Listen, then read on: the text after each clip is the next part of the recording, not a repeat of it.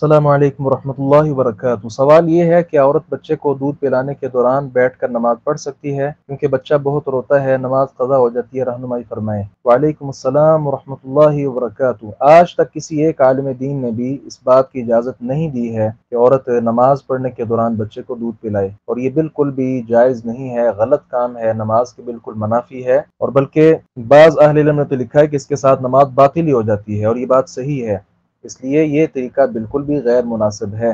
اصل کیا ہے، رسول اللہ صلی اللہ علیہ وسلم کا جو اسوہ ملتا ہے، آپ بچے کی رونے کی آواز جب سنتے تو نماز کو اس میں تخفیف کر لیتے تھے، نماز کو ہلکا کر لیتے تھے، جلدی جلدی پڑھ لیتے تھے تاکہ اس کی والدہ کو پریشانی زیادہ نہ ہو۔ تو یہی معاملہ ہے، نماز اپنی جاری رکھے خاتون، اور بچے کے رونے کے ڈر سے اپنی نماز کو مختصر کر سکتی ہے، جلدی جلدی پڑھ لے، چھوٹی چھوٹی صورتیں پڑھ لے تاکہ وہ نماز جلدی ختم کر لے۔ تو یہ طریقہ کسی بھی صورت درست نہیں ہے۔ السلام علیکم ورحمۃ اللہ وبرکاتہ۔